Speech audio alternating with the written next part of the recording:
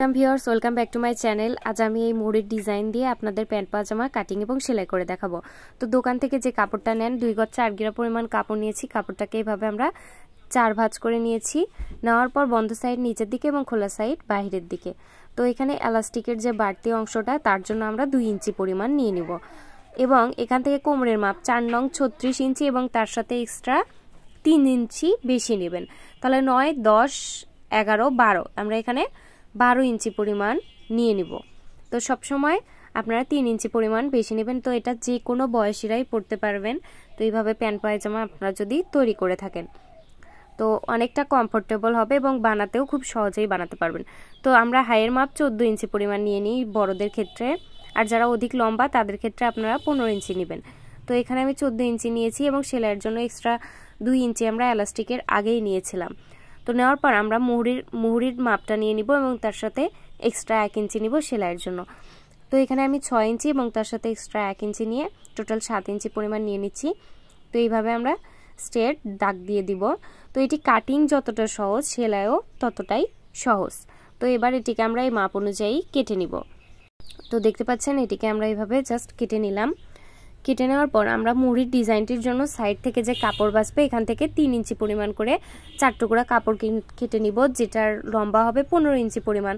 তো আমরা 1 ইঞ্চি বেশি নিয়ে নিব। তো ঘেরের সাথে 1 ইঞ্চি বেশি নিয়ে নেবেন।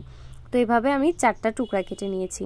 তো এই ডিজাইনটার জন্য 2 ইঞ্চি পরিমাণ বক্রম নেবেন। আপনারা যদি বড় করে এই ডিজাইনটা করতে চান সেক্ষেত্রে 3 ইঞ্চিও নিতে পারেন। তো এখানেও আমি 15 ইঞ্চি পরিমাণ নিয়ে নিয়েছি। তো এখানে দেখুন আমি এরকম কার্টুনের একটি কাগজ নিয়ে নিয়েছি। এখানে 1 ইঞ্চি পরিমাণ এবং 1 ইঞ্চি পরিমাণ চওড়া এবং লম্বা নিয়ে এখানে আমি একটি ডিজাইন করে দিয়েছি। কার্টুনটা কিন্তু আমরা 2 ভাঁজ করে নিয়েছিলাম। তো আপনারা ইচ্ছার মতো বড় বা ছোট করে নিতে পারেন। তো এইভাবে নেওয়ার পর আমরা বক্রমটার 1/2 ইঞ্চি উপরে কলম দিয়ে এইভাবে এই মাপ অনুযায়ী দাগ দিয়ে দেব। তো আপনারা বড় করে নিতে চাইলে চুড়ি দিয়েও এই ডিজাইনটি দিতে পারেন। তো দেখুন এইভাবে আমি দাগ দিয়ে নিলাম। নেওয়ার পর এই অংশটিকে এইভাবে কেটে নিচ্ছি। তো অবশ্যই 1/2 ইঞ্চি উপরে নিতে হবে বক্রমের। তো একবারেই আমি 2টা পার্ট কেটে নিলাম। নেওয়ার পর আমরা এখন প্রথমে 2টি পার্ট একসাথে রেখে এর উপর দিয়ে বক্রমটা সেলাই দিয়ে যাচ্ছি। তো এখানে দেখুন আমরা বক্রমের উপর দিয়ে সেলাইটা দিচ্ছি একদম সাইড ঘেঁষে ঘেঁষে। তো এইভাবে সাইড ঘেঁষে ঘেঁষে ঘুরিয়ে সেলাইটা দিয়ে নেবেন। তো সেলাইটা দেওয়ার পর এটিকে আমি বাড়তি অংশটা এভাবে কেটে নিচ্ছি। কেটে নেওয়ার পর মিডল বরাবর একটু করে কোনা কেটে নিব, তাহলে উল্টাতে অনেক বেশি সুবিধা হবে। তো এটিকে উল্টিয়ে নিয়েছি। দেখুন উল্টিয়ে নেওয়ার পর ফোর্ট দিয়ে এটার কোনার মাথাগুলো আমরা বের করে নিব। নেওয়ার পর 2 সোজা দিক একদিকে রেখে পায়জামার সাথে এটিকে আমরা অ্যাটাচ করে দিব। তো দেওয়ার পর একটি চাপ সেলাই দিব। চাপ সেলাইটা হবে পায়জামার কাপড়ের উপর। এবার আমি পালপুতি নিয়ে এর মিডলে লাগিয়ে নিচ্ছি। তো একবারে সুতা বড় করে লাগিয়ে নেবেন, তাহলে প্রত্যেকটা পালপুতি একবারে লাগাতে পারবেন। তো এখানে 3-4টা সেলাই দিয়ে আমি একটি করে গিট সেলাই দিয়ে নিচ্ছি। বন্ধুরা, আমি আপনাদের জন্য রেগুলার সেলাইয়ের ভিডিও আপলোড করে থাকি। আমার চ্যানেলের সকল ভিডিও সবার আগে পাওয়ার জন্য প্লিজ চ্যানেলটি সাবস্ক্রাইব করে পাশে থাকা বেল বাটনটি অলে ক্লিক করে দিবেন। আমার চ্যানেলে পেপার কাটিং থেকে শুরু করে ছোট বড় সকলের জামার ডিজাইনও রয়েছে। তো আপনারা চাইলে দেখে নিতে পারেন।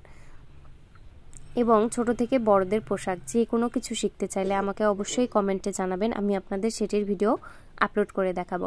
তো এইভাবে আমরা পালপুতিগুলো লাগিয়ে নিচ্ছি।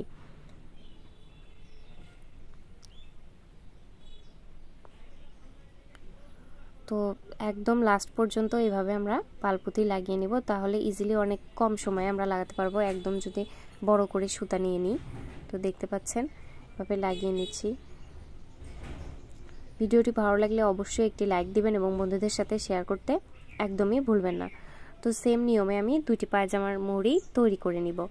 তো এইভাবে প্যান্ট পায়জামা বানালে আপনারা খুব কম সময়ের মধ্যে এবং যে কারো মাপেরই তৈরি করতে পারবেন। ফ্রি সাইজ এগুলো। তো ইচ্ছা মতো কমানো বাড়ানো যাবে। তো 2 সোজা দিক একদিকে রেখে মুহুরির 2 সোজা দিক একদিকে রেখে আমরা 2 হাই সেলাই করে নিব। তো সেলাইয়ের ক্ষেত্রে অবশ্যই মনে রাখবেন 2 সোজা দিক একদিকে করে নিতে হয়। তো এইভাবে আমরা 2 হাইয়ের অংশ সেলাই করে নিচ্ছি। নেওয়ার পর পায়ের অংশটার পায়ের মুহুরের মাপ নিয়ে একদম একদিকের হাই পর্যন্ত সেলাই দিব।